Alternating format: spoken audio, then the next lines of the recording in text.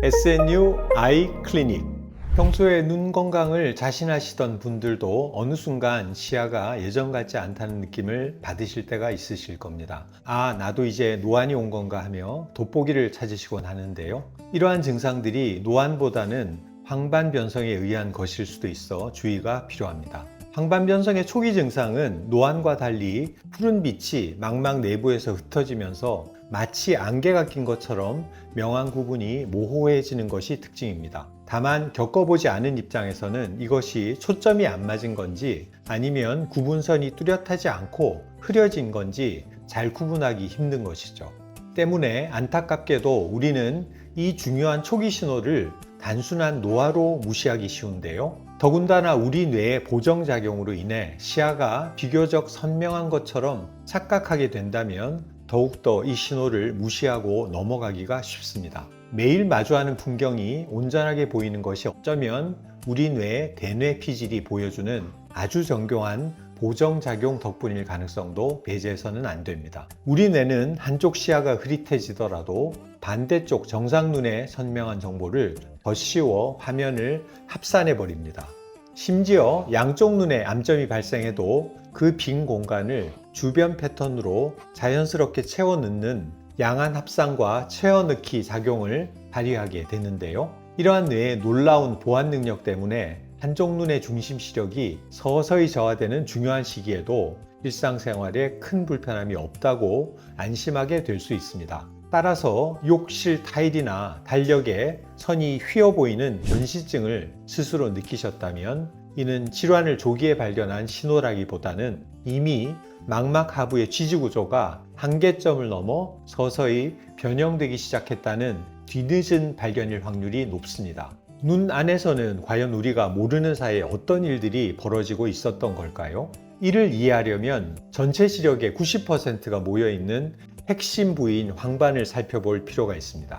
황반은 지름 2mm 남짓의 작은 구역이지만 빛을 감지하는 시세포가 1제곱밀리미터당 최대 30만 개나 밀집되어 선명한 시력을 만들어내는 아주 정밀한 기관과도 같습니다. 이 시세포들은 빛을 처리하며 매일 낡은 각질처럼 수많은 세포 파편을 떼어내게 됩니다. 40대 이후 노화가 시작되면 이곳에 청소부 역할을 하는 세포들의 기능이 떨어져서 이 파편들을 완전히 소화시키지 못하고 세포 내부에 켜켜이 쌓아두게 되는데요. 말 그대로 노폐물이죠.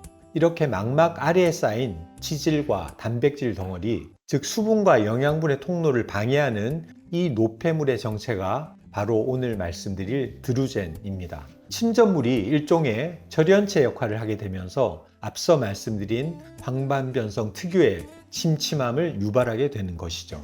쌓인 노폐물이 점차 많아지면 시세포에 산소가 공급되는 길이 차단됩니다. 이로 인해 시세포들은 산소 부족 상태에 빠지게 됩니다.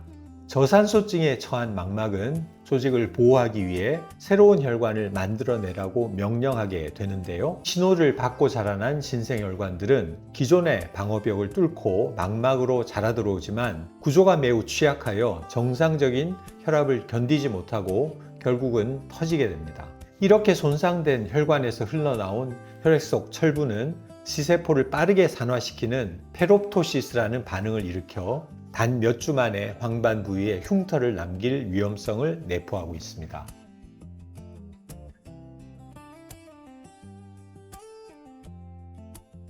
그렇다면 노화가 오지 않은 2030 세대분들은 황반변성으로부터 자유로울까요?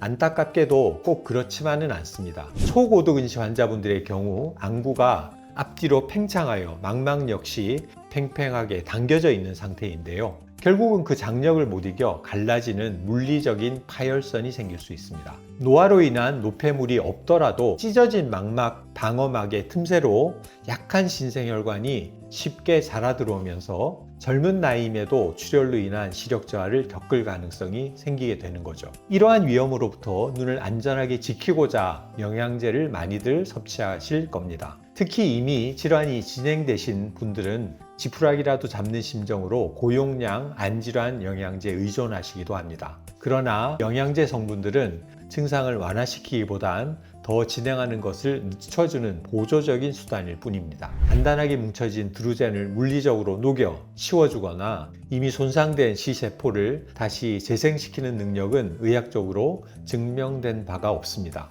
대규모 임상 연구인 아레즈 통계를 보아도 건강한 분들의 황반변성 발생 자체를 예방해주는 확률은 0%에 가깝습니다. 그렇다면 영양제로도 완전히 막을 수 없는 이 질환을 일상에서 가장 지혜롭게 대비하는 진짜 예방법은 무엇일까요? 역설적이게도 눈에 아무런 증상이 없는 건강한 시기에 정밀검진을 통해 내 망막의 객관적인 베이스라인 데이터를 찍어두는 것입니다. 증상이 없는 초기 드루젠까지 정밀하게 찾아내기 위해서는 빛으로 망막 단면을 세밀하게 투시하는 광간섭 단층 촬영 장비나 동공 확대 없이 단 0.25초 만에 망막 전반의 80%를 매핑해내는 초광각 안저 카메라를 활용한 객관적인 검진이 가장 든든한 방어선이 되어줄 수 있습니다. 특히 중심 시력이 떨어지기 한참 전부터 황반 바깥쪽 주변부에서 조용히 시작되는 미세 출혈 징후까지 선제적으로 포착할 수 있기 때문에 그 예방적 가치가 상당히 높습니다. 사전에 나의 베이스라인을 확보해 두는 과정은 특히 백내장 수술을 계획하고 계신 분들에게 수술 후 시력의 질을 좌우하는 중요한 갈림길이 될 수 있습니다. 백내장으로 수정체가 탁해진 상태에서는 일반 진료실 불빛만으로는 망막 안쪽에 숨어있는 미세한 드루젠이나 신생혈관을 판별하기가 까다롭습니다. 만약 이렇게 잠복되어 있는 병변들을 놓친 채 수정체를 교체하게 되면 수술 과정에서 발생하는 염증 물질들이 예기치 않은 자극제 역할을 하게 되고 수술 직후 급성 황반 부종이나 출혈을 일으켜 시력 회복에 큰 지장을 줄 위험도 존재하게 됩니다.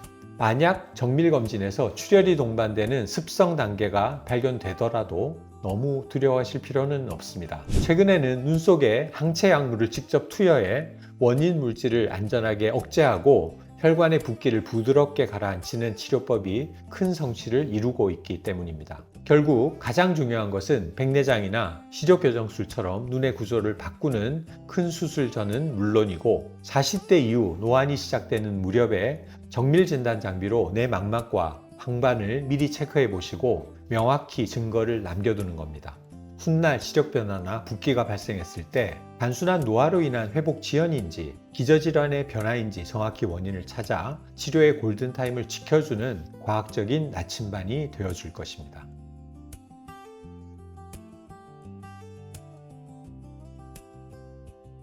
우리 눈은 저마다 다른 환경과 역사를 지니고 있는 만큼 건강할 때 내 눈 상태를 객관적인 지표로 기록해 두고 꼼꼼히 관리하는 신중한 태도야말로 평생의 시력 건강을 수호하는 가장 지혜로운 관리의 시작이 될 것입니다.